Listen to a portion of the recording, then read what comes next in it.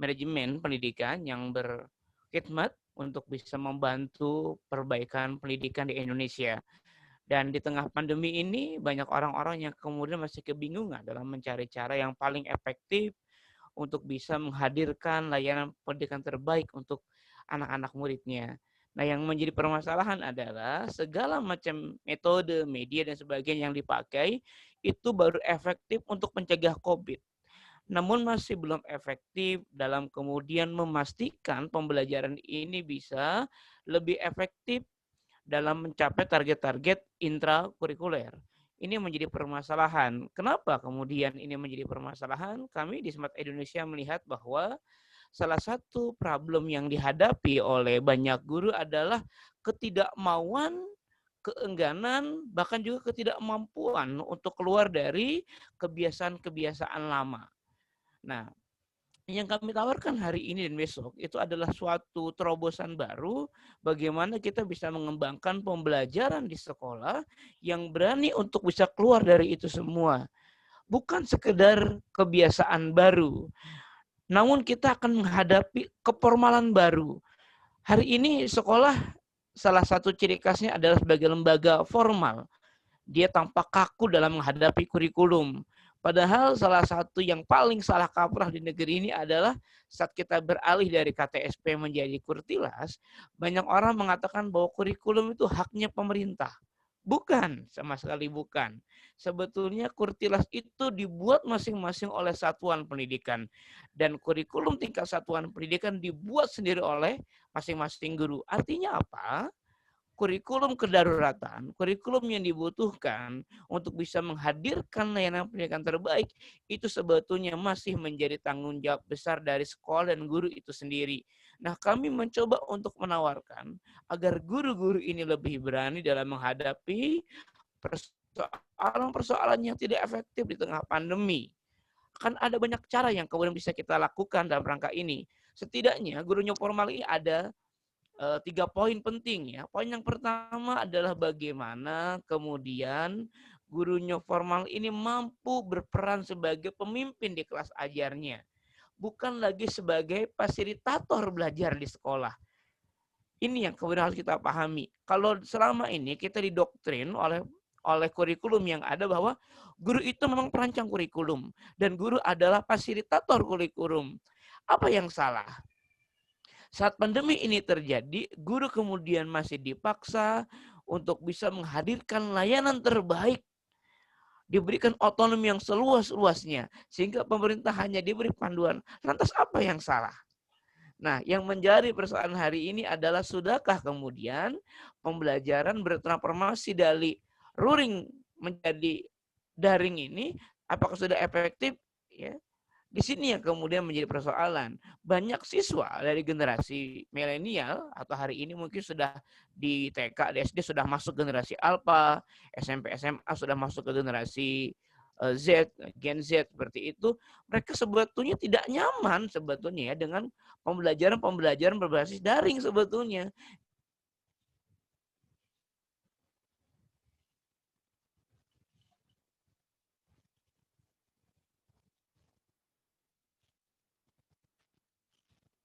Basis media hari ini masih bersifat monolog. Apakah penggunaan Zoom, Google Meet dan sebagainya, ini semuanya masih memperlakukan pola-pola yang lama, hanya sistemnya di-online-kan. Ini yang perlu kita cari jawabannya. Sehingga salah satu ciri khas guru di era pandemi ini, khususnya di era akhir pandemi ini, apa yang harus dilakukan? Salah satu ciri dari guru new formal adalah bagaimana mampu menjadi leader. Apa ciri khas leader?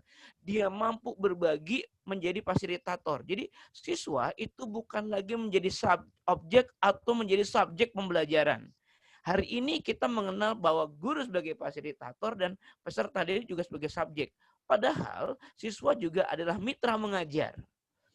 Siswa juga kita bisa minta untuk menjadi fasilitator belajar. Ini kata kunci yang pertama. Nah, kata kunci yang kedua, ciri khas guru new formal adalah dia kemudian kreatif. Dia mampu menciptakan terobosan-terobosan baru yang belum pernah ada sebelumnya. Tidak ada ketakutan, tidak ada keraguan sedikit pun dalam diri guru new formal untuk melakukan hal-hal yang tidak biasa. Ini yang kita sebut dengan the Great Reset. Suatu perubahan baru yang sangat besar. Jadi hari ini di banyak dunia sedang dikembangkan suatu proyek-proyek di segala macam sektor kehidupan untuk berani kemudian menghadirkan layanan baru. Pola-pola lama, era bisnis lama sudah tidak bisa lagi kita pakai. Kenapa? Karena pandemi ini memaksa kita untuk tidak hanya masuk ke kebiasaan baru, tapi masuk ke perubahan besar yang baru. Dan keberanian sekolah adalah salah satu titik kunci bagaimana kita bisa menghadirkan layanan pendidikan terbaik yang efektif. Sehingga kalau gurunya tidak kreatif, maka guru-guru kemudian tidak bisa kemudian menjadi guru-guru yang mampu melayani perkembangan siswa dengan baik. Dan yang terakhir adalah guru mampu gitu ya, menciptakan media-media ajar baru yang juga belum ada selama ini. Ini masih ada kaitan dengan yang sebelumnya. Bahwa selain guru harus kreatif, bisa nggak kemudian sumber-sumber belajar baru ini, media-media belajar baru ini dihasilkan. Dengan cara apa dihasilkannya? Berkarya dengan sesama siswa. Dan terakhir, yang tidak boleh kita lupakan ya, ada guru tipe yang keempat dari guru new formal, adalah guru harus mampu menciptakan ekosistem pembelajaran yang terdiri dari 3 komponen. Apa itu? Yang pertama adalah komponen kawasan pembelajaran di sekolah, yang kedua komponen pembelajaran di keluarga, dan ketiga adalah komponen pembelajaran di lingkungan. Sebetulnya ini teori lama yang dikembangkan oleh Ki Hajar Dewantara yang kita sebut dengan Trisentral Pendidikan. Jadi guru hari ini bukan sekedar mentransformasi pembelajaran dari offline menjadi online. Tidak hanya sekedar mentransformasi dari luring menjadi daring. Tapi yang paling esensi adalah bagaimana pembelajaran yang awalnya hanya terjadi di sekolah, hari ini pembelajaran bisa kita bagi terjadi di lingkungan dan juga terjadi di keluarga. Tentu ini harus tercipta suatu hubungan yang baik antara guru, orang tua, keluarga, dan juga masyarakat. Demikian saya Guru Agung, teman-teman dari Smart Indonesia. Selamat belajar, selamat menikmati 2 hari ini dengan para pembicara. Saya berterima kasih atas nama Smart Indonesia kepada para pembicara. Yang pertama kepada motivator kita, Bapak Jamil Azaini. Yang kedua yang paling hebat, ya luar biasa, para super talent kita dari Asukro. Yang pertama ada Ibu Nasrini, dan juga Ibu Haryati, dan juga kawan kami, rekan kami, Bu Nurul Aini. Semoga bermanfaat ilmunya. Terima kasih. Wassalamualaikum warahmatullahi wabarakatuh. Waalaikumsalam warahmatullahi wabarakatuh. Terima kasih Guru Agung atas sambutannya. Nah, semoga hadirnya Smart Indonesia ini menjadi warna baru ya. Warna baru atas kenormalan baru guru-guru di Indonesia ini. Oke, sebelum kita melanjut ke acara berikutnya, guru-guru yang belum merubah nama Zoom-nya ya, diingatkan kembali untuk guru-guru yang belum merubah nama Zoom-nya, silahkan merubah nama Zoom-nya terlebih dahulu sesuai dengan nomor dan nama yang sudah dibagikan di grup, ya, agar nanti memudahkan untuk mengingat dan mengenal para guru-guru sekalian ya. Oke, sambil menunggu merubah nama dan nomor guru-guru, kita akan ice breaking ya. Ada games sedikit untuk guru-guru sekalian. Gamesnya sederhana sekali. Guru-guru hanya diminta untuk menyambung, menyanyikan lagu secara sambung. Jadi satu orang diperkenankan hanya mengucapkan satu kata yang ada di lirik lagu ini. Ya, satu orang guru hanya diperkenankan mengisi atau mengucapkan satu lirik yang ada di lagu ini. Tapi nadanya harus sesuai dengan nada aslinya ya. Jadi saya ingin mendengar lantunan lagu yang keluar dari suara guru-guru sekalian. Oke, di sini saya lihat dulu ya. Sudah ada absen nomor 3, nomor 4, 11, 18, 19, 24, 25, 35, 44, 48, 05. Ini kan kalau sudah dikasih angka dia akan berurutan ya. Dari nomor 1 sampai ke nomor 65. Kebetulan peserta yang sudah terdaftar di webinar hari ini itu ada kurang lebih 65 orang. Oke, nama atau daftar partisipannya boleh dimunculkan di samping ya, untuk bisa melihat urutannya itu ada nomor berapa aja. Nah, di sini saya punya lagu Bintang Kecil. Mungkin guru-guru sekalian pernah menyanyikan lagu ini ya, Bintang Kecil. Coba yang pernah mendengar atau menyanyikan lagu ini, angkat tangannya. Oke, pernah ya, berarti pernah dan hafal liriknya ya. Hafal nggak liriknya? Oke, kalau hafal liriknya, di sini sudah ada nomor urutnya. Nah, ini ada dari 03, 04, 010, 11, 17, 019. Ini nanti dari nomor urut yang paling atas, kita mau dengar suaranya ya, yang semangat, yang lantang. Ini ada nomor 3, 4, 5, 10, 11. Itu dipersilahkan nanti untuk mengucapkan satu kata di lirik lagu ini. Bentar, saya akan share liriknya ya. Sebelum saya share, boleh dinyalakan dulu mikrofonnya. Oke, dinyalakan dulu ya mikrofonnya. Oke, kita akan tes dulu ya. Kita akan tes seberapa hafal Bapak Ibu guru ini tentang lagu Bintang Kecil ya. Oke. 1, 2, 3. Bareng-bareng yuk. Bintang kecil di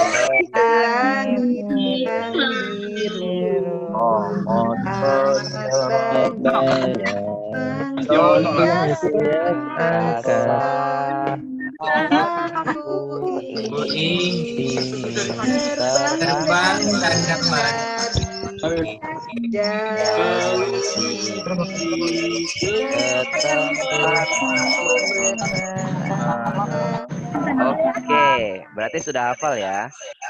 Nah, sekarang saya akan minta di sini ada nomor urutnya dari 0.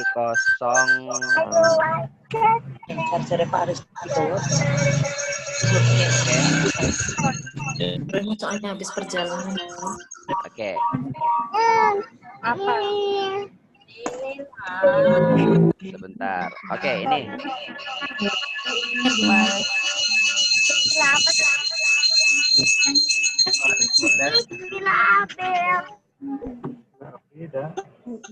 Oke, kelihatan ini? Yang jelas tulisannya.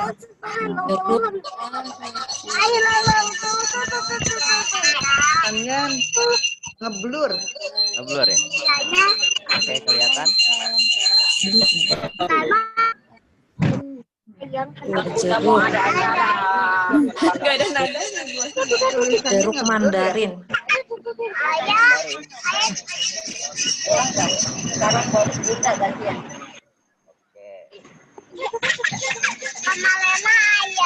Oke. Kalau gitu saya akan panggil sesuai nomornya ya. Saya akan panggil sesuai nomornya untuk membacakan lirik berikutnya. Jadi semuanya menyimak. Sekarang mikrofonnya dimatikan. Sekarang mikrofonnya dimatikan.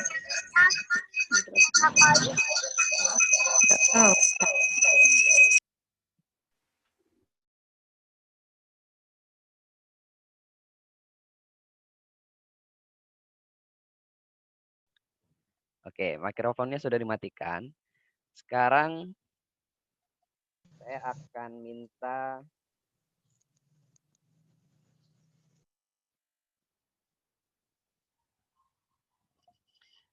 Oke, di sini sudah ada nomor 3, 4, 5, 7, 10 ya.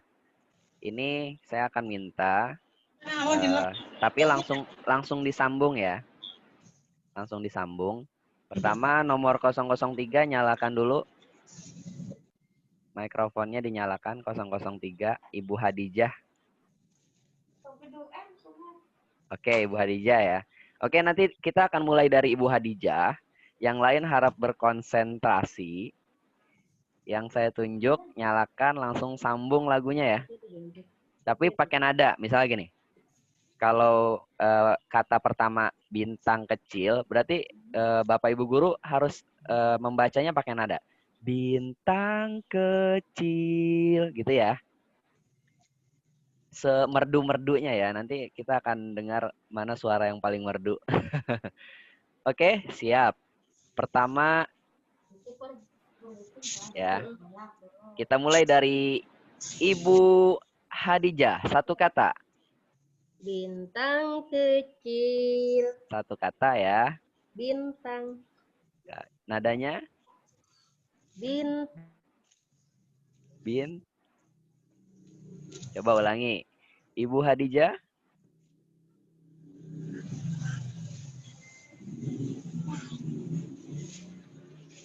Halo, Ibu Hadijah.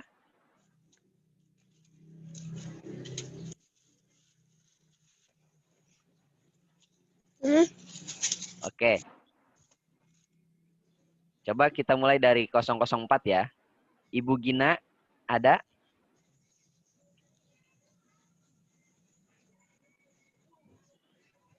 Ibu Gina ada?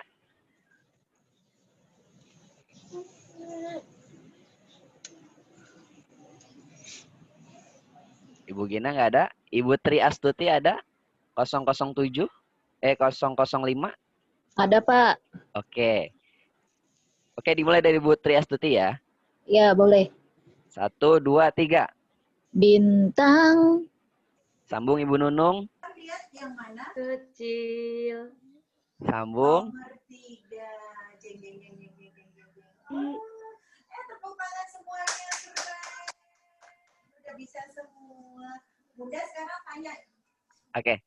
Ya, Bunda tanya Gibran ya. Bunda nggak mendengar suara Gibran dari tadi. Gibran.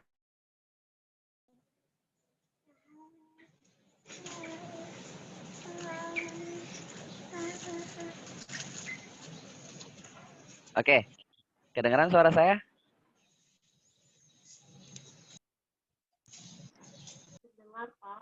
Oke, kedengaran suara saya ya. Kita di sini ada 3, 4, 5, 7, 10 ya. Jadi langsung berurutan ya sesuai dengan nomor terkecil sampai ke nomor terbesar. Jadi langsung sambung aja ya. Dari Ibu Hadijah ya. Ibu Hadijah ada? Ada, Pak. Oke. Kita mulai ya. 1, 2, 3. Bintang Sambung. 05, 04.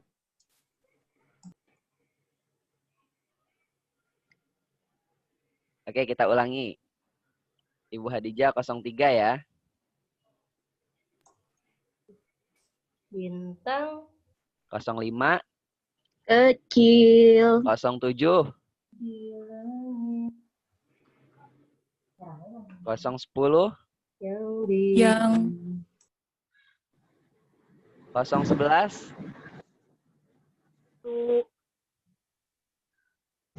014,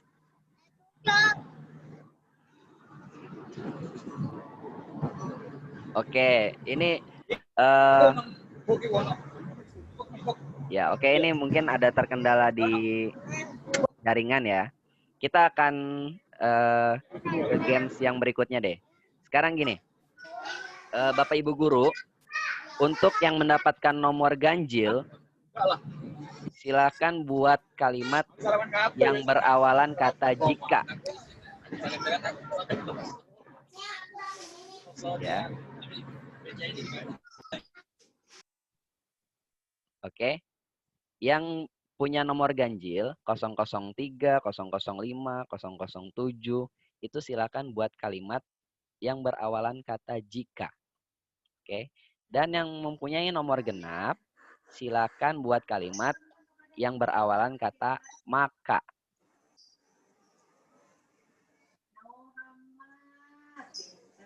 Ya. Oke, sudah ya? Injil diturunkan kepada Nabi siapa? Sudah ya?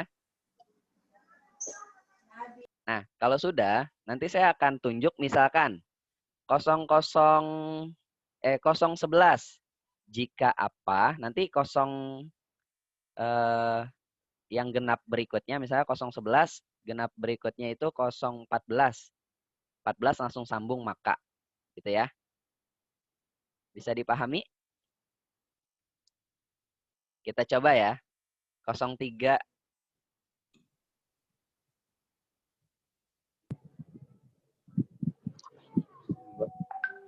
Thank you, Pak.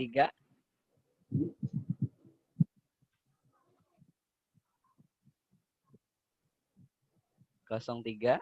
Ibu Hadijah ada?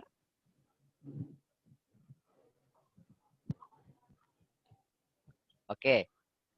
Kita ulang ya. 035.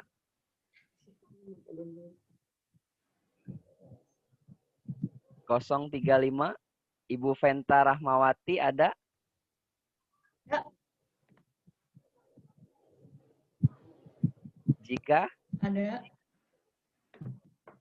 Jika saya sedang makan. Selanjutnya. Ayo, nomor berikutnya. 36-nya. Ibu Dini. Saya selalu minum. Oke, masih nyambung ya. Kalimatnya jangan dirubah ya dari yang sudah dibuat ya.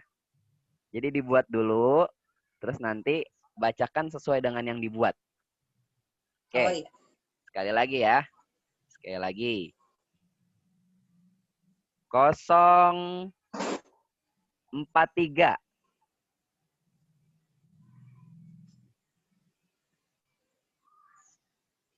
Jika saya ngantuk, 044. maka saya akan menjadi lebih baik dari kemarin. Wih, kalau ngantuk bisa menjadi lebih baik. Oke, sekali lagi ya. Sekali lagi sebelum kita masuk ke materi.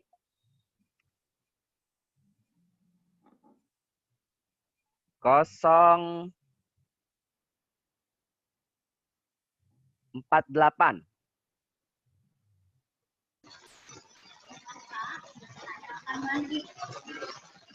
Apa?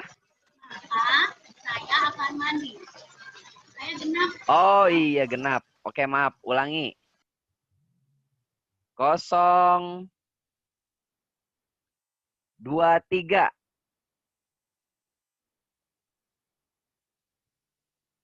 023. Ada 023? Oke, kalau nggak ada 019.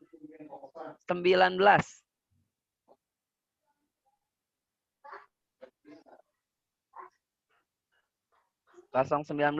Ya, saya. Jika saya berumur 15 tahun, Sambung 020. Maka saya akan selalu bahagia. Oke, iya ya. Awet muda ya. Jika Iya. umur 20 tahun, maka akan bahagia.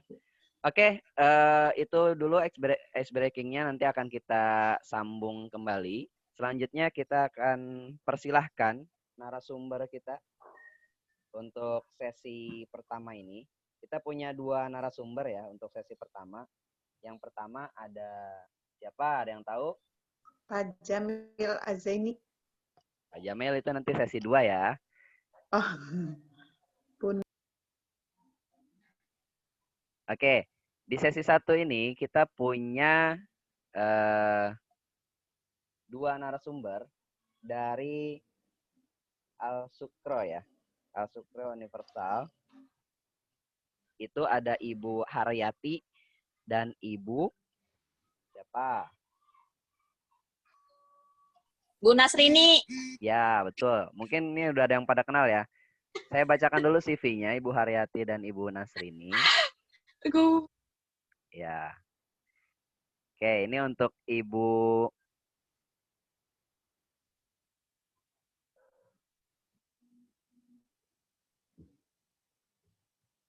ya, sebentar.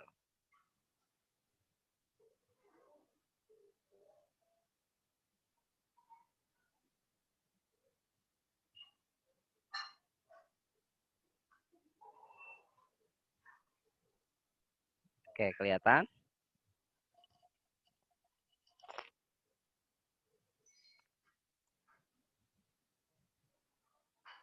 Kelihatan CV-nya? Oke, yang pemateri kita di sesi pertama ini ada Ibu Nasrini, kelahiran Jakarta 16 September 1984, pendidikan UIN Syarif Hidayatullah Jakarta tahun 2017, pengalaman mengajar itu ada dari Primagama, SDI Al Sukro, dan SMPI Al Sukro.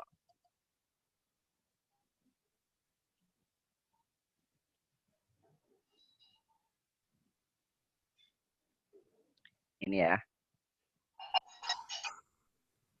Pengalaman lain ada membuat naskah soal bahasa Inggris tingkat SD, kuis Ki Hajar, dan TV edukasi. Mungkin sebagian ada yang sudah mengenal Ibu Nasrini.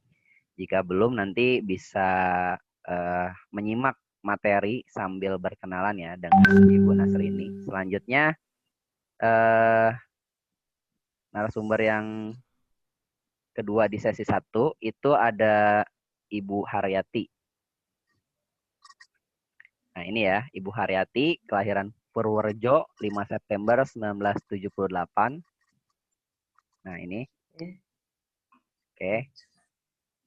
Alamatnya di Pamulang, pekerjaannya sebagai kepala sekolah ya. Tempat kerjanya di KB atau TK Islam Al Sukro Universal.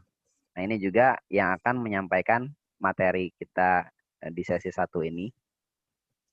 Oke, baik, kepada narasumber Ibu Haryati dan Ibu Nasrini, waktu dan tempat dipersilahkan.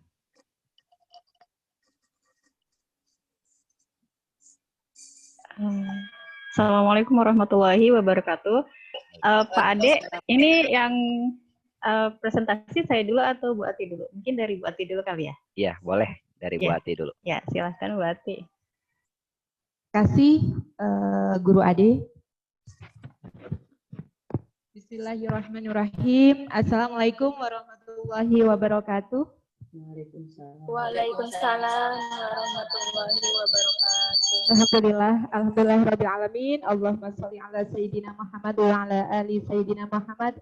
Rabbi shrah li sadri wa yassir li amri wahlul 'uqdatam min lisani yafqahu qawli. Amma ba'd.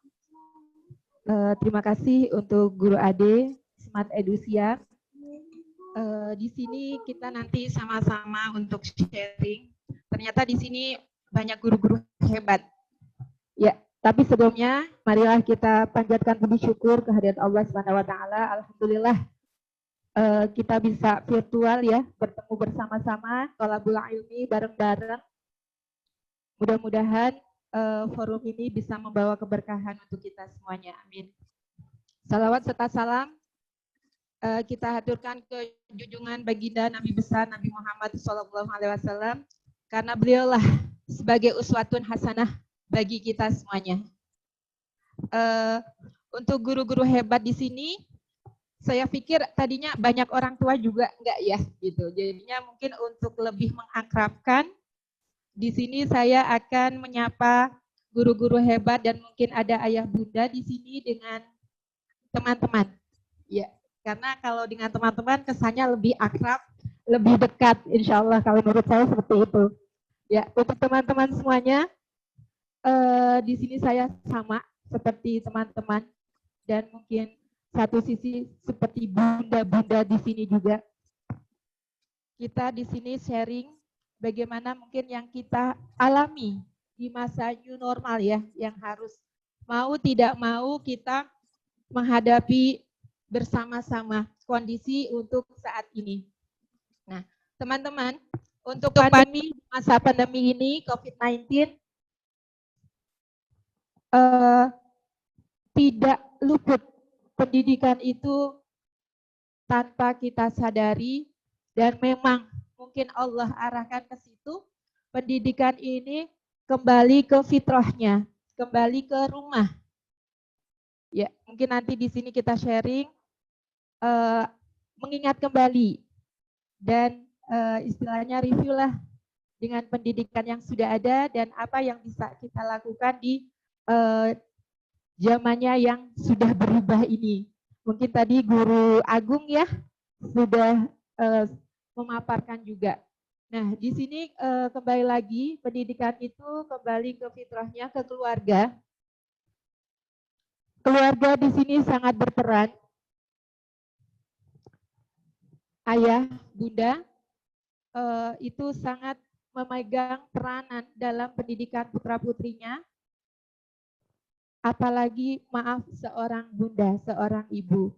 Nah, karena memang kembali lagi untuk pendidikan itu, pendidikan yang awal Madrasatul Ula itu ada di bunda. Mungkin saya akan mengulas sedikit tentang pendidikan anak usia dini ya, karena memang saya berkecimpungnya selain sebagai bunda di rumah, amanah untuk sekarang di lembaga PAUD-nya. Yang mungkin pastilah teman-teman guru atau ayah bunda itu sudah paham, gak apa-apa. Kita review kembali sama-sama. Ya, di sini juga karena memang kondisi seperti ini belum memungkinkan untuk anak-anak belajar seperti tahun-tahun pembelajaran sebelumnya. Pendidikan benar-benar kembali ke rumah, tapi ketika kembali ke rumah, peran orang tua sangat besar. Saya sendiri merasakan efeknya ya, mungkin positifnya lah, karena kita melihat segala sesuatu kan kita lihat positifnya ya, berpikir positif.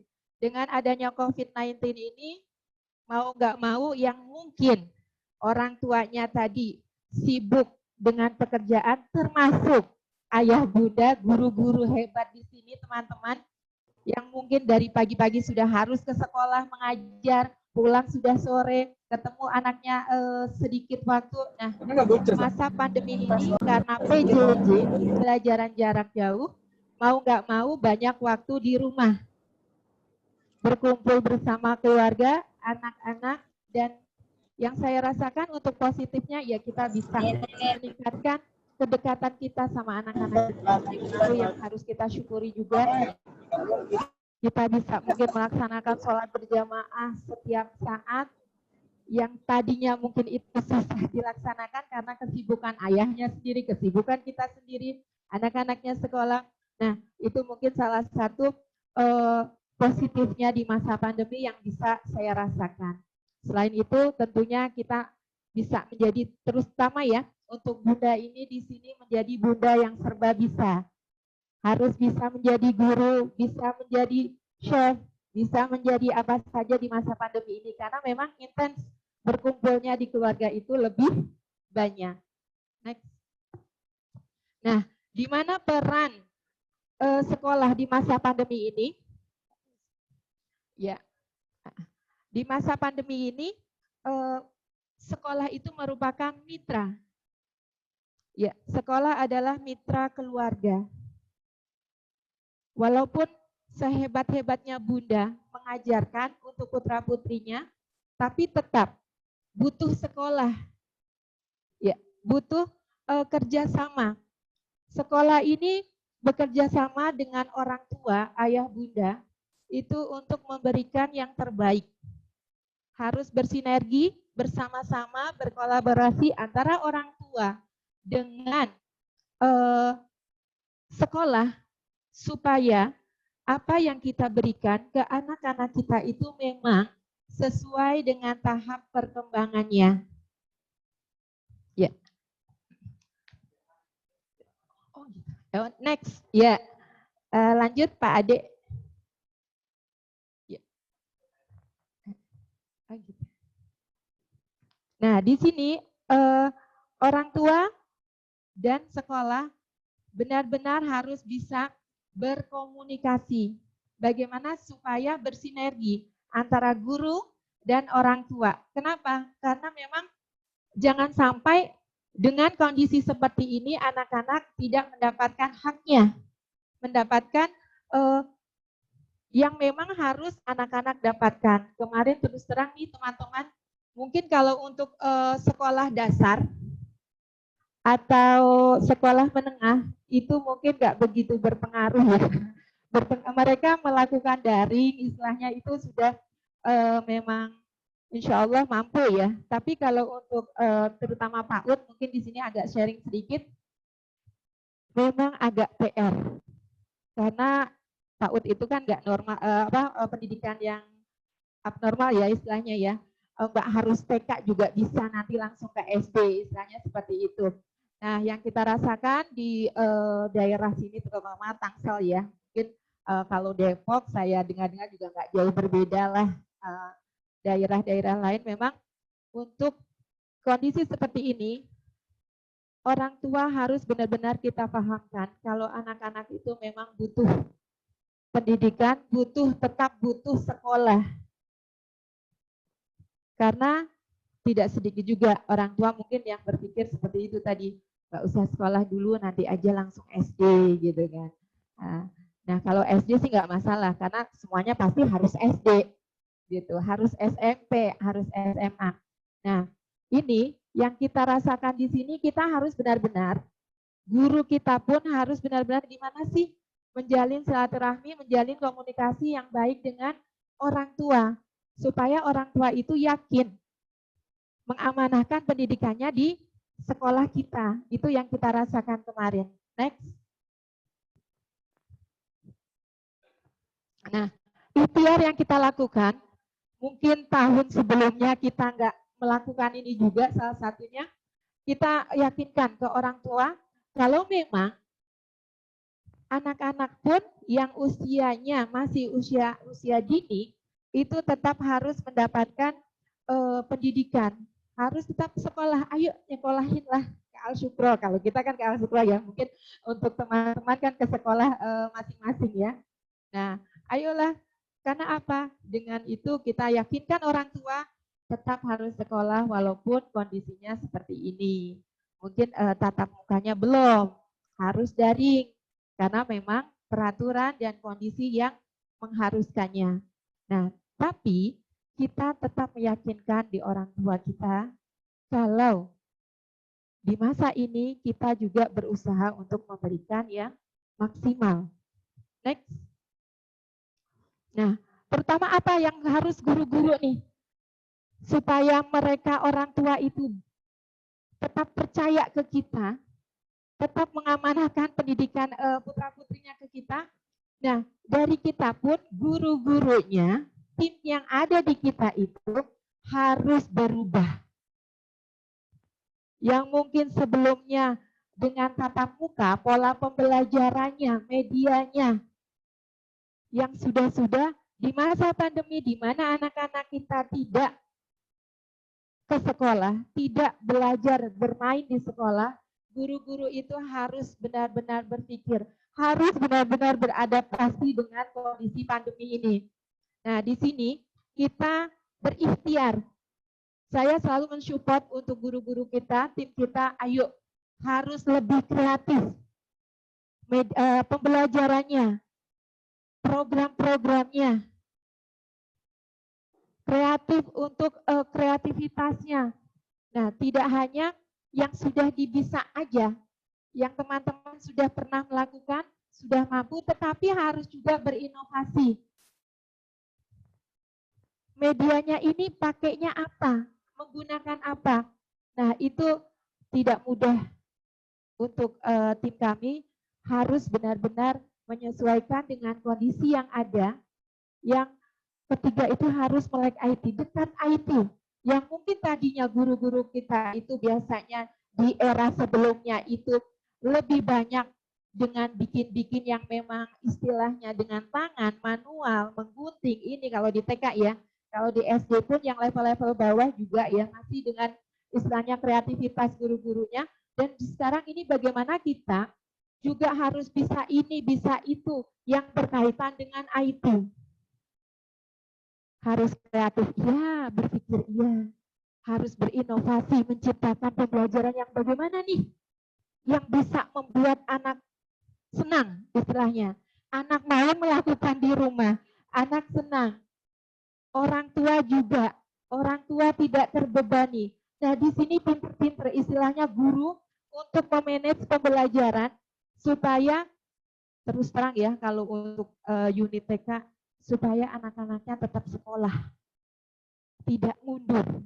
Nah, karena memang yang kita alami dan TK-TK yang dialami biasanya itu di masa pandemi ini ada orang tua yang menunda. Tahun depan aja kalau sudah masuk sekolahnya, sekarang nggak ikut PJJ. Ada yang seperti itu. Ada karena memang kondisi keuangan ya berdampak pandemi, nanti SD aja miss, misalnya seperti itu. Nah di sini guru-guru pun harus maksimal memberikan pembelajaran supaya orang tua itu yakin mereka nggak salah pilih mengamanahkan ke lembaga kami. Next. Nah, selain itu di masa pandemi ini tentunya pun guru-guru tadi selain sebagai guru kan tentunya sebagai bunda, apalagi yang mempunyai anak lebih dari satu. Mungkin anaknya sudah 3, ada yang di SD, ada yang di TK, ada yang belum sekolah. Nah, di sini guru-guru harus benar-benar menyadari kondisi yang sekarang. Makanya tadi di awal saya bilang guru-guru mungkin bunda ataupun ayah itu adalah bunda yang serba bisa. Ayah pun harus menjadi ayah yang serba bisa. Bisa segalanya istilahnya gitu. Bisa ini, bisa itu. Nah, di masa pandemi ini, pola kerja guru pun kita harus menyesuaikan. Di awalnya mungkin sebelum masa pandemi ini saya kategorikan kerja guru-guru kita itu adalah masih kerja keras. Yang benar-benar memerlukan banyak energi fisik yang berkaitan dengan fisik. Nah, namun di masa pandemi ini guru-guru juga harus bisa beradaptasi, harus naik level. Kemarin kerja keras, sekarang harus kerja cerdas. Kerjanya lebih banyak menggunakan pikiran, akal, otak.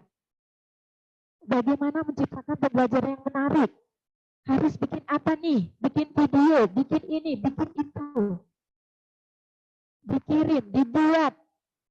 Nah, itu menggunakan akal pikiran yang tapi tetap menggunakan otak, tapi lebih banyaknya itu menggunakan otak kita, pikiran kita. Nah, jadinya levelnya kerja cerdas. Dan di masa pandemi ini, kita juga selalu mensupport guru-guru selain kerja cerdas, pekerjaan yang memang sudah Allah takdirkan untuk kita di bidang pendidikan, terutama ya, untuk guru-guru hebat. Di sini kita harus melakukannya dengan senang. Apabila teman-teman sudah melakukan pekerjaan yang saat ini dilakukan dengan senang, insya Allah pekerjaan apapun, perubahan apapun yang terjadi akan menjadi lebih ringan, nggak terasa beban. Karena kita melakukannya dengan senang. Oh, belum bisa InShot. Kalau mau bikin video, cari caranya. Atau tanya ke orang yang lebih bisa. Kita melakukannya dengan senang. Nggak terbebani. Insya Allah, kalau kita sudah bisa melakukan segala pekerjaan kita dengan senang, kita akan naik level lagi. Level yang tertinggi, yaitu kerja ikhlas. Kalau sudah kerja ikhlas, pahala dapat, tabungan kita nanti di surga, dan insya Allah rizki pun mengikuti. Kalau kita sudah bisa levelnya kerja ikhlas. Nah, untuk saat ini minimal kerja cerdas. Kalau sudah kerja cerdas, mau nggak mau kan sayang teman-teman. Kalau sudah kerja cerdas, tapi kita melakukannya masih dengan mengeluh istilahnya, itu kan sayang-sayang. Satu sisi harus tetap melakukan, satu sisi tapi mengeluh. Itu kan jatuhnya nggak ikhlas. Kalau nggak ikhlas, nanti capek. Rasanya capek. Nah, jadi kita selalu memotivasi untuk guru-guru kita, tim kita, untuk ayo. Dengan masa pandemi ini, memang kondisinya seperti ini, kita bekerja harus naik level. Kerja cerdas, dan nantinya berharap menjadi kerja ikhlas. Rizkinya dapat, melakukan dengan senang, dan tabungan amal kita. Next. Nah, untuk teman-teman semuanya, Apa yang kita lakukan di masa pandemi ini? Apa guru-guru yang dilakukan di tim kami, terutama TK ya, walaupun TK kita tetap harus berlari, benar-benar, bukannya jalan cepat, kita harus berlari dengan kondisi yang ada, karena sebelumnya kita jarang melakukan yang ini, istilahnya anak datang, mungkin teman-teman semua tahu ya, bagaimana pembelajaran di TK yang memang anak-anak itu harus real, bermain dengan barang-barang yang real, mainan yang real, ayunan, ini, itu, datang ke sekolah. Nah, tapi karena memang harus masih pembelajaran jarak jauh, mau nggak mau kita berinovasi. Apa yang bisa kita lakukan untuk memberikan pembelajaran yang semenarik mungkin untuk anak-anak kita, dan memudahkan juga tentunya bagi orang tua, apalagi orang tua yang bekerja. Karena memang kendalanya kemarin begini, waduh gimana nih kalau yang dua-duanya kerja? Mungkin di rumah anak dengan neneknya atau maaf asisten rumah tangganya. Karena kan di masa pandemi ini tidak semuanya ya WFH. Masih ada orang tua kita pun yang WFO, kadang WFO, kadang di rumah Miss gitu.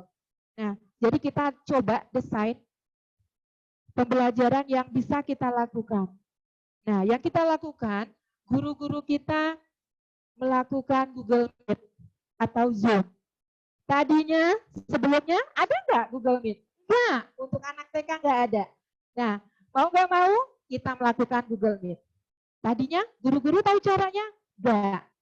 Ayo belajar sama-sama. Belajar ke tim kita yang memang IT-nya canggih ya, lebih pinter, ke teman-teman.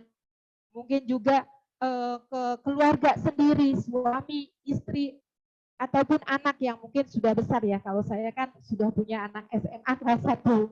Berarti saya kadang malah banyak belajar dari anak gitu. Nah, selain itu Google Meet itu kita biasanya minimal 1 minggu 1 kali. Jadi kita variasikan, nggak setiap hari Google Meet, seminggu 1 kali Google Meet itu minimal. Dan setiap pagi kita juga voice note, mengirimkan voice note untuk istilahnya membangunkanlah, ayo sudah bangun belum, motivasi, nanti siap-siap kita ketemu ya di Google Meet atau di V-Call gitu. Nah itu voice note setiap pagi guru-guru melakukan, yang tadinya juga tidak melakukannya. Nah selain itu guru-guru juga melakukan V-Call, video call ke anak-anak. Kita variasikan video call-nya, ada yang video call kelompok, sekali video call dengan beberapa temannya, dan ada juga video call yang sendiri-sendiri. Seperti misalnya untuk pemberian materi Ikro, kita sendiri-sendiri misalnya. Nah, kapan Google Meet, kapan V-Call, kapan voice note, itu memang benar-benar harus kita planningkan. Selain itu, kita juga mengirimkan video pembelajaran.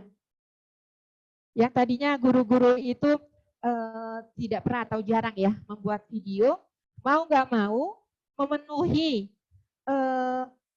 seperti tuntutan lah orang tua ya, karena kalau nggak pakai video nanti kita lebih banyak pakai gadget, pakai HP istilahnya gitu. Nah kita coba, ada juga orang tua yang gimana nih cara ngajarinya supaya sama dengan mengajarinya guru di sekolah. Jadi kita setiap hari mengirimkan video pembelajaran untuk anak-anak. Nah, selain video yang pembelajaran yang sudah dibuat itu, biasanya setiap harinya kita upload di YouTube Al-Syukro Universal. Nah, di YouTube Al-Syukro Universal kita upload, dan guru-guru masing-masing juga mengirimkan di Telegram, di grup Telegram yang ada. Tadinya nggak ada Telegram, kita adanya WhatsApp aja. Nah, tapi WhatsApp, oh kalau ngirim video-video, kalau WhatsApp nanti nggak bisa sampai selesai. Akhirnya kita berinovasi, apalagi ya, Telegram.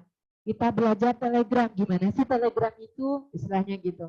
Nah, di video ini pun, itu sesuatu sekali untuk guru-guru kita, yang biasanya guru-guru itu memang bertemu langsung dengan anak-anak, yang ada anaknya, tapi di video ini kan guru hanya ngomong sendiri ya, ngajar sendiri, nggak ada anaknya. Ini suatu tantangan yang nggak biasa di depan kamera, awal-awal kan teman-teman bisa lihat kalau melihatnya, waduh, kayaknya masih belum familiar nih sama kamera. Tapi mau nggak mau, ya kita harus melakukan. Saya cuma motivasi ke teman-teman, nggak apa-apa. Yang penting teman-teman coba. Untuk hasil bagus atau enggak, yang penting teman-teman harus mencoba. Dan intinya, apa yang akan disampaikan ke anak itu tercapai. Tadinya belum bisa cara bikin videonya, menggabungkannya. Teman-teman belajar pakai InShot mungkin, atau pakai yang apa, aplikasi yang lain. Yang penting bisa mengerjakan sendiri, tidak mengandalkan temannya. Karena masing-masing juga punya tugas masing-masing. Nah, selain video pengajaran, teman-teman di sini kita juga melakukan buat video senam. Karena kalau TK kan ada senam ya. Biasanya kan senamnya dari YouTube langsung gitu. Atau dari kaset ya. Kalau zaman dulu kan dari kaset. Kita tinggal mengikuti. Nah, di sini supaya anak-anak mau melakukan di rumah, mau nggak mau yang senam gurunya. Gurunya ikut senam, bikin video senam. Habis itu di-share lah di hari Rabu misalnya. Selain video senam, video pengajaran, ketika membuat kreativitas, guru juga membuat video tutorial kreativitasnya. Jadi ketika orang tua di rumah, mungkin tadi WFO, ketika pulang atau malam bisa masih melihat dari video tutorial pembuatan kreativitas misalnya. Film, lagu kita kirimkan. WhatsApp kita pakai juga. Terus kita setiap hari juga mengirimkan PPT. Karena ini orang tua juga sangat terbantu, media yang agak menarik lah. Jadi guru pun harus belajar bisa membuat PPT. Nah, materi satu hari itu dikirim juga melalui PPT. Selain itu ada proyek atau kreativitas yang barang-barangnya itu peralatannya kita bawakan pulang. Karena nanti ada pengambilan materinya. Kirim materi PJJ-nya. Dan kita juga mengirimkan buku cerita karena di sini literasinya kita ingin dapatkan. Anak-anak walaupun di rumah tetap kita harapkan anak-anak itu bertambah terus kepandaiannya, salah satunya dari buku cerita. Next. Nah, ini yang kita lakukan untuk pengambilan materi PJJ teman-teman. Ketika pengambilan materi PJJ, karena kondisinya seperti ini, tidak memungkinkan untuk datang ke sekolah offline, istilahnya ya, langsung ke kelas ini, kita melakukan pemberian atau pengambilan materi PJJ itu lewat drive-thru. Nah, hari ini juga nih sedang berjalan drive-thru pengambilan PJJ yang untuk bulan September. Itu kita lakukan biasanya di akhir bulan. Apa yang kita bawakan pulang ke anak-anak, ke orang tua, yaitu acuan tema. Karena kita kan memang menggunakan sentra-sentra ya, sentra pembelajaran. Di sini kita mengirimkan acuan temanya, hard copy-nya. Terus kita mengirimkan materi kegiatan selama 1 bulannya, kita juga kopikan. Kita kirimkan juga form penilaiannya. Kita kirimkan juga lembar kerjanya kalau ada LK-nya ya. Tapi memang kita sudah edukasi ke orang tua untuk lembar kerja ini hanya sebagai pengaman. Jangan istilahnya dituntut untuk bagusnya selesainya. Yang penting anak mau mengerjakan untuk melatih motoriknya. Bagus, alhamdulillah selesai, alhamdulillah nggak selesai pun nggak apa-apa karena memang itu memang mungkin prosesnya baru segitu. Nah, di materi PJJ ini juga kita kirimkan peralatan untuk kreativitas karena orang tua kan mungkin maaf agak susah yang nyari begini Miss, nyari setting, nyari apa gitu kan. Pernah yang tahun pembelajaran sebelumnya kita tidak mengirimkan ini di yang Maret sampai Juni tahun pembelajaran kemarin. Nah, kita evaluasi yang sudah-sudah 3 bulan terakhir di tahun kemarin kita evaluasi dan ini yang kita lakukan untuk saat ini. Kita mengirimkan, meminjamkan buku cerita setiap anak 2. Nah, nanti setiap bulannya untuk buku cerita ini di rolling, diganti. Nah, ini biasanya dilakukan di hari Sabtu supaya orang tua bisa bertemu dengan bisnya. Karena waktu itu pernah ini yang awal kita tidak di hari Sabtu, di hari kerja, guru-gurunya sibuk membuat video pembelajaran, ini akhirnya yang membagikan bagian tata usaha kita. Nah, untuk kita evaluasi lagi, ya udah di hari Sabtu yang membagikan langsung gurunya biar bisa silaturahmi, tapi tetap sesuai protokol kesehatan. Next. Nah, tadi kan ada form penilaian. Kita pun memberikan edukasi ke orang tua bagaimana skala pencapaian untuk perkembangan anak. Pengisian form penilaiannya bagaimana? Kita juga berikan ke orang tua. Memang untuk berjalannya PJJ ini, tadi saya awal sudah ini tidak lepas dari peran orang tua. Kembali ke orang tua, kita hanya ayolah membantu, pihak sekolah membantu supaya anak-anak memang bisa berkembang sesuai usianya. Anak-anak tetap mendapat haknya, terutama hak bermain istilahnya. Tapi di dalam bermain itu, mungkin kembali lagi, memang terdapat pembelajaran-pembelajaran yang secara tidak langsung anak-anak dapatkan, tapi anaknya taunya bermain. Nah, di sini orang tua yang menilai, harusnya kan kita yang menilai, guru-guru kita. Karena di rumah kita minta kerjasamanya orang tua berperan untuk bisa menilai juga. Kita berikan formnya, kita jelaskan. Belum berkembang apa itu kategorinya, mulai berkembang bagaimana, berkembang sesuai harapan bagaimana, berkembang sangat baik bagaimana. Nanti form penilaian ini dikembalikan ke sekolah sekalian mengambil materi PJJ bulan selanjutnya. Mungkin itu sharing ya, apa yang kita lakukan, guru-guru lakukan, pembelajarannya di TK Al-Syukra ya, terutama di TK Al-Syukra Ciputat, kita melakukan seperti itu. Karena memang mau nggak mau kita harus berubah. Next. Nah, setiap bulan kita juga melakukan evaluasi PJJ. Di evaluasi PJJ, itu kita ingin kita mengumpulkan orang tua itu berlevel. Level kelompok A, level kelompok B, virtual juga ayah bunda teman-teman. Nah, virtual kita berkumpul, kita bahas. Misalnya kemarin hari Kamis, kita itu evaluasi PJJ bulan Agustus. Nah, kita bahas kendala apa yang ayah bunda rasakan di rumah selama menjalankan PJJ Agustus. Kendala di ayah bundanya ataupun kendalanya di anak. Nah, kita welcome. Silahkan sarannya, masukannya untuk PJJ berikutnya. Supaya apa? Supaya memang PJJ itu bisa berjalan dengan baik, seimbang, dan tidak memberatkan. Setelah itu, kita ada pemaparan rencana bulan berikutnya. Planning kita di September apa? Kemarin saya jelaskan. Setiap harinya ini, kreativitasnya ini, ada proyeknya ini, soft skill-nya ini, karena kan memang di setiap satu materi satu bulan itu kan harus mencakup juga semuanya ya.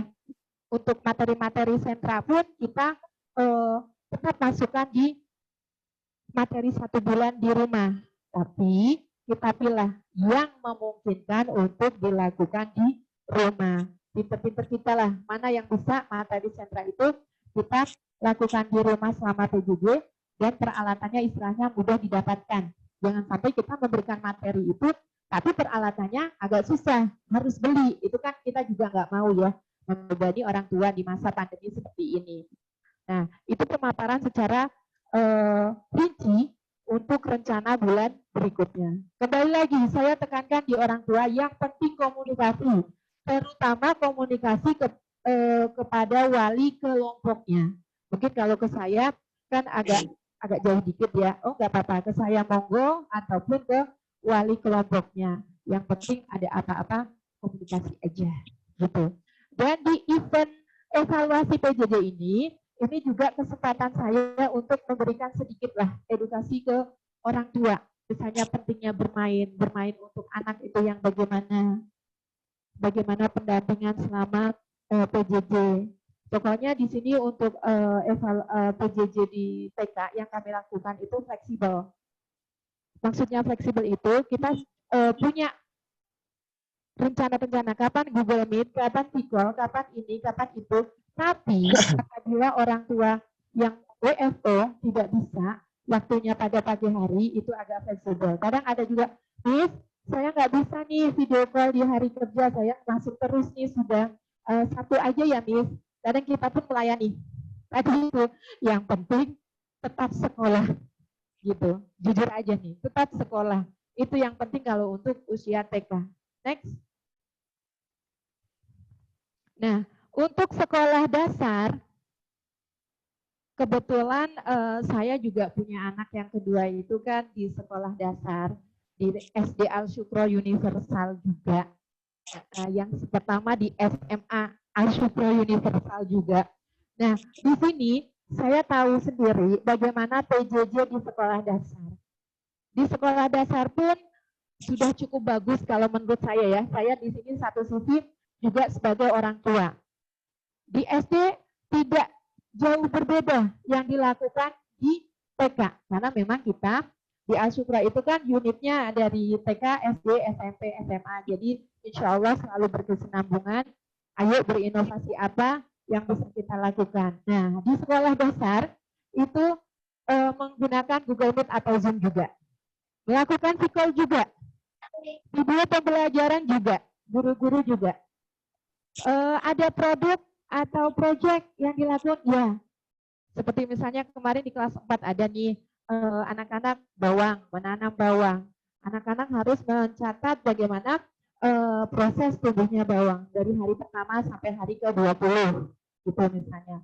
Ada juga misalnya di Muharram nih, anak-anak membuat video Pildacil. Nanti di-share ya di aplikasi yang ada dipakai atau bisa juga di Telegram wali kelompoknya gitu. Misalnya kalau misalnya ada kendala di aplikasinya bisa ke guru wali kelasnya. Jadi insya Allah saya melihat di sekolah dasar pun sudah cukup bagus, sangat berinovasi dengan kondisi yang ada sekarang. WhatsApp, Telegram juga pakai. Google Classroom kemarin pakai. Nah sekarang karena SD juga ingin lebih baik, lebih istilahnya memenuhi kepuasan pelanggan ya, wali murid ini terus berinovasi. Untuk sekolah dasar pun juga harus tetap berinovasi, mereka memakai aplikasi khusus. Nah kalau di TK kan enggak, maaf kalau yang ini tidak kita pakai, Google Classroom di TK juga tidak, tapi di level sekolah dasar ini bisa diaplikasikan. Nah ini juga, kalau untuk pengambilan materi untuk di SD itu juga dilakukan, tapi di level kelas 1 sama kelas 2 ya, itu ada pengambilan materi. Tapi materinya itu saya koordinasi juga, tahu itu materinya tentang worksheet yang bisa dikerjakan, hard copy-nya istilahnya. Di aplikasi ada untuk latihan-latihannya atau ini, tetapi ada juga yang hard copy-nya, bukti fisiknya. Itu mereka pun mengambil ke sekolah dari waktu yang sudah ditentukan, browse through juga. Gitu. Karena memang kita berikhtiar tetap sesuai protokol kesehatan, tetapi tersampaikan apa yang menjadi tujuan dari pendidikan, baik di TK, SD, SMP, maupun SMA. Next. Nah, kendala di sekolah dasar mungkin agak jauh berbeda juga dengan di TK. Itu adalah kemampuan IT-nya, baik itu IT gurunya maupun orang tuanya. Nah, tadi kalau untuk IT sama di TK, di SD, kemampuan guru emang harus berlari, harus bisa menyesuaikan dengan kondisi yang ada. Saya selalu motivasi, jangan malu untuk bertanya. Tanya ke orang, atau kan sekarang sudah makin canggih. Kalau nggak tahu, buka Google-nya, buka YouTube-nya, cari di YouTube caranya. Kalau masih bingung, masih ragu, bisa langsung nanya ke teman yang memang lebih menguasai dalam hal itu. Ya, misalnya untuk foto-foto kan sekarang aplikasinya banyak ya. Bisa pakai misalnya mungkin Pitch Art, Pitch College, apalah, saya aja Ya Allah, sekarang banyak sekali gitu. Harus banyak belajar ke anak saya malah gitu. Mungkin VN, apa itu VN? Mungkin kan saya yang udah lahiran jadul ya, istilah zamannya juga bukan milenial, itu sangat harus berlari banget nih untuk bisa menyesuaikan. Nah, guru-guru SD pun sama, semuanya harus menyesuaikan kondisi yang ada. Orang tua pun juga mau nggak mau dituntut. Seperti kemarin misalnya biasanya pakai Google Classroom. Nah, sekarang ada aplikasi baru yang lebih istilahnya lebih bagus mungkin ya, lebih istilahnya lebih lengkap. Di situ apa aja ada istilahnya, yang untuk orang tua, yang untuk anak, yang untuk guru, istilahnya gitu. Nah, di sini orang tua pun harus belajar IT-nya, mau tidak mau. Itu mungkin salah satu yang menjadi kendala. Ada orang tua yang cepat belajarnya, ada orang tua yang mungkin butuh waktu untuk belajarnya. Kendala selanjutnya adalah jaringan atau kuota internet. Nah, insya Allah ini kendala ini akan teratasi mudah-mudahan ya. Dengan dari pemerintah kemarin ada angin segar untuk mencantumkan seluruh nomor HP yang dipakai selama PJJ dimasukkan ke Dapodik. Nah, tadi di berita juga anggaran dari pemerintah untuk kuota di masa pendidikan yang mudah-mudahan ini menjadi solusi dari kendala yang ada. Nah, yang terakhir adalah kendala dari orang tua yang WFO. Karena memang kita rasakan di pembelajaran jarak jauh ini, mau tidak mau orang tua itu harus mendampingi. Apalagi yang tingkatnya TK atau level-level SD, sekolah dasar yang masih level bawah. Itu peran orang tua untuk mendampingi. Dan di sini kembali lagi orang tua yang maaf mungkin WFH atau di rumah, itu ada banyak waktu untuk mendampingi. Tapi kalau untuk yang WFO, ini juga agak menjadi kendala. Tapi kendala yang ini bisa saya bilang tadi, yang penting ada komunikasi. Dan di selama PJJ ini kan juga nggak sakit-sakit amat, waktunya juga agak fleksibel. Misalnya tugas tematik ini terakhir dikumpulkannya kapan? 3 hari ke depan, atau mungkin terakhir Mister tunggu di jam habis isya lah misalnya gitu. Itu untuk mengantisipasi orang tua yang bekerja. Selain itu ada juga sih tentunya yang memang waktu pembelajaran, karena memang kita usahakan waktu PJJ ini adalah waktu pagi, waktunya anak sekolah. Nah, tapi kalau untuk orang tua yang WFO ataupun di TK atau level dasar biasanya yang penting komunikasi lah, agak fleksibel sedikit gitu, nggak kaku-kaku amat. Next, ya kembali lagi saya tekankan di sini adalah kuncinya komunikasi. Komunikasi orang tua ke guru supaya PJJ berhasil, dan tentunya jangan lupa komunikasi ke Allah supaya Allah mudahkan proses pembelajaran jarak jauh yang memang sampai saat ini masih kita jalankan dan kita belum tahu berakhirnya kapan. Nah, tapi tetap pendekatan diri ke Allah semuanya kita ikhtiarkan, tapi tetap doa ke Allah itu harus intens kita lakukan, karena semuanya kita manusia hanya berencana, Allah yang menentukan segalanya. Jadi tetap kondisi apapun, kondisi masa pandemi seperti sekarang ini, tetap harus komunikasi orang tua dan guru intens, dan komunikasi kita ke Allah supaya apa yang menjadi haknya anak-anak bisa terpenuhi dengan baik. Anak-anak bisa berkembang secara maksimal sesuai usianya. Dan anak-anak kita siap dalam kondisi apapun nantinya, anak-anak kita menjadi anak-anak yang siap, anak-anak yang tangguh dalam setiap kondisi. Next. Nah, mungkin itu yang bisa saya sampaikan. Ini adalah tim hebat yang ada di kita. Ini semangat Agustusan kemarin. Kita berfoto.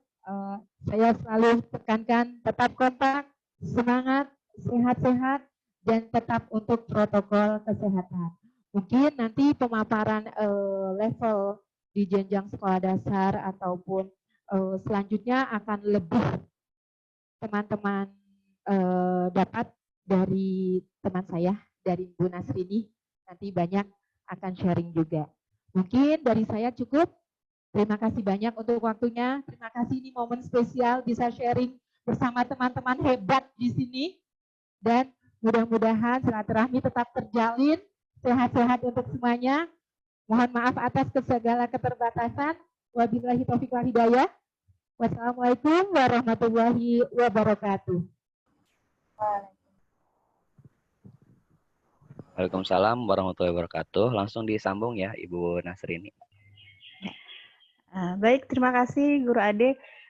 Assalamualaikum warahmatullahi wabarakatuh. Selamat pagi Bapak Ibu guru ya, guru hebat. Insya Allah masih tetap semangat ya. Oke, ini melanjutkan aja pemaparan dari Ibu Ati yang luar biasa. Kalau tadi Ibu Ati memaparkan tentang gimana menjadi guru kreatif di masa pandemi ini untuk tingkatan SD, saya akan melanjutkan untuk tingkatan SMP. Sebenarnya bisa juga sih diterapkan di level SD, tapi level atas ya. Oke. Baik, seperti yang sama-sama kita ketahui bahwa sudah sekitar 7 bulan ya kita mengalami musibah, tidak hanya di Indonesia tapi juga di dunia. Banyak efek-efek yang negatif yang berimbas kepada kehidupan kita, tidak hanya di ekonomi, sosial juga ada efeknya di dunia pendidikan. Oke, boleh Pak Ade langsung di-share aja, di-share aja PPT-nya. Oke, teman-teman kita langsung aja simak ya slide yang akan nanti di-share oleh Pak Ade. Mari Pak.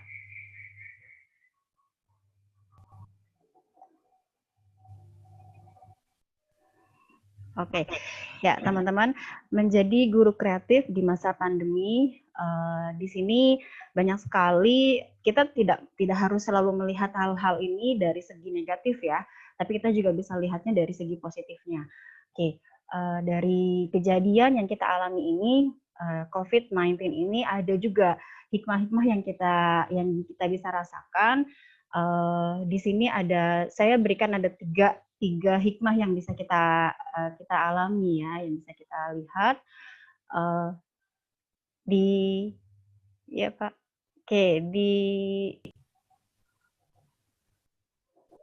hikmah yang pertama. Oke.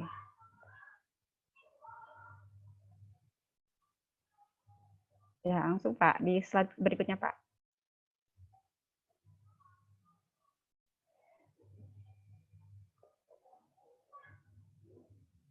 Oke, ini khususnya untuk hikmah yang di dunia pendidikan ya, Bapak Ibu, khususnya buat kita guru dan juga untuk para siswa. Oke, yang pertama itu silakan di slide berikutnya Pak, di next. Ada agak loading. Oh, oke, ya. Nah.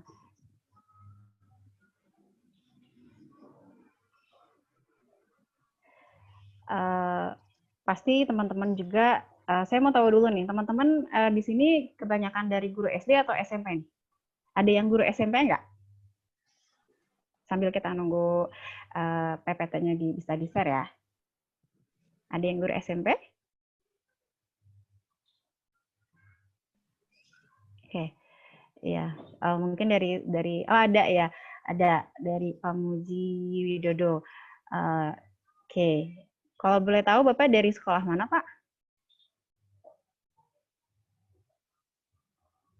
Oke, ini banyak ya dari SMP. Mungkin dari masih di jejaring dompet duafa saya kurang tahu ya. Mungkin dari Smart Cibinong ya. Oke, masih loading ya. Oke, sebenarnya sih langsung bisa bacakan aja sih, cuma biar Bapak Ibu lihat materinya.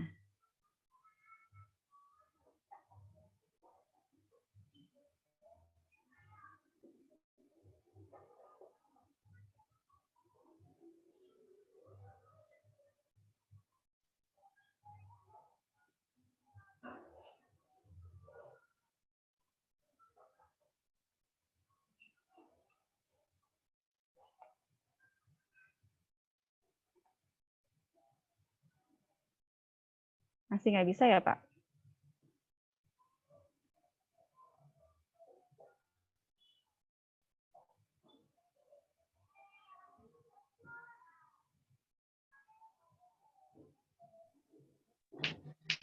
Oke, mungkin sambil nunggu ya, teman-teman coba masuk ke sambil isi survei ya. Saya punya survei sedikit di sini, ada satu survei. Oke, saya bentar. Oke, sudah bisa Pak? Sudah bisa belum Pak? Kayaknya belum ya.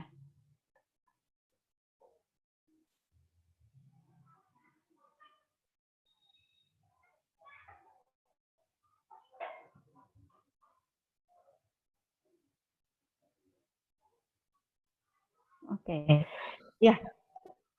Di slide yang pertama itu adalah hikmah dari COVID-19 ini untuk para guru ya, buat kita. Yang pertama itu adalah membuat guru melakukan percepatan dalam memahami bagaimana generasi milenial belajar ya, karena memang seperti yang tadi disampaikan oleh Bu Ati juga bahwa zaman kita dulu dengan zaman sekarang itu berbeda cara belajarnya. Jadi mau tidak mau dalam kondisi COVID-19 ini membuat kita ngambil hikmah itu, yaitu salah satunya adalah melakukan percepatan dalam memahami bagaimana anak muda atau anak sekolah, anak murid kita belajar. Oke, kemudian yang kedua yaitu membuat guru melakukan pembelajaran dengan cara yang berbeda. Sama-sama kita rasakan ya Bapak Ibu bagaimana sebelum sebelum COVID ini terjadi, kita melakukan pembelajaran dengan tatap muka. Kemudian ketika COVID-19 ini benar-benar terjadi di Indonesia, otomatis juga merubah bagaimana sistem pembelajaran kita di sekolah. Oke. Kemudian yang ketiga, hikmah yang bisa kita ambil dari kejadian ini adalah mempercepat guru menguasai teknologi pembelajaran secara digital. Ini ada yang harus juga kita pahami bahwa karena kita PJJ atau secara online, maka mau tidak mau memaksa kita untuk mempelajari teknologi pembelajaran, gitu ya. Itu hikmah yang bisa kita ambil. Kemudian setelah kita mengalami yang namanya jarak jauh, selama awal di tahun kemarin ya, di semester 2, itu karena kita baru awal, otomatis banyak sekali masalah-masalah yang kita alami karena memang baru kita alami kan, baru kita lakukan pembelajaran jarak jauh dengan sistem online. Kita masih gagap nih, kita harus gimana nih gitu kan. Ya itu jadi kita harus benar-benar belajar. Nah, selama 2 bulan terakhir yang lalu ya, yang tahun lalu kita alami, itu ada beberapa kendala. Kita bisa lihat di slide berikutnya. Pak Ade, ke slide berikutnya, Pak.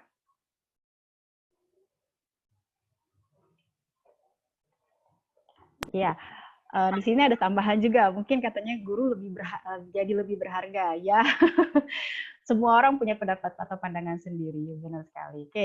Oke, selanjutnya di sini ada tantangan dan kendala yang kita hadapi selama PJJ yang di awal, karena memang kita masih sama-sama baru ya, masih belajar juga. Oke, yang pertama adalah fasilitas tidak merata. Oke, fasilitas tidak merata itu yang bagaimana? Salah satunya tadi juga sudah disebutkan oleh Bu Ati, yaitu jaringan atau kuota internet yang tidak semuanya dimiliki oleh siswa. Karena terkadang jaringan yang satu, misalkan operator ini berbeda dengan operator yang lain gitu kan. Jadi tergantung dari providernya gitu ya. Oke, selanjutnya juga device atau HP atau PC anak-anak itu yang kadang juga ada laporan bermasalah atau terkendala. Itu yang menjadi tantangan kita dan kendala kita juga di masa pertama ya, di awal-awal pembelajaran jarak jauh. Kemudian kendala atau tantangan yang ketiga adalah lemahnya penguasaan ICT. Karena masih awal, otomatis kita juga masih baru ya, masih awam dengan hal-hal yang berbau IT. Oke, ini tapi kita harus pahami bahwa kita harus belajar terus ya. Oke, ini kemampuan ICT itu tidak hanya guru yang juga harus belajar, ternyata siswa juga harus sama-sama memahami bagaimana cara pengoperasian kelas virtual kita dan sebagainya. Dan itu harus dibantu oleh gurunya. Gurunya yang harus menjelaskan bagaimana cara mengaplikasikan, cara menggunakan atau cara mengoperasi kelas virtualnya dan sebagainya. Oke, kemudian yang ketiga adalah jenuh. Ya, jenuh tidak hanya dialami oleh siswa ya, tapi juga oleh gurunya. Kenapa? Kalau misalkan kita sebagai pengajar yang kita terapkan itu lagi, otomatis jenuh kan? Siswanya jenuh, kita juga sama jenuh. Jadi kita yang harus mengatasi bagaimana cara jenuh itu hilang gitu ya, menghilangkan kejenuhan tersebut. Oke, selanjutnya kendala yang keempat menurut saya ini adalah kurangnya komunikasi. Kurangnya komunikasi ini dari siapa saja, yaitu dari guru juga orang tua. Kenapa begitu? Karena di pendidikan jarak jauh atau pembelajaran jarak jauh ini kan kita otomatis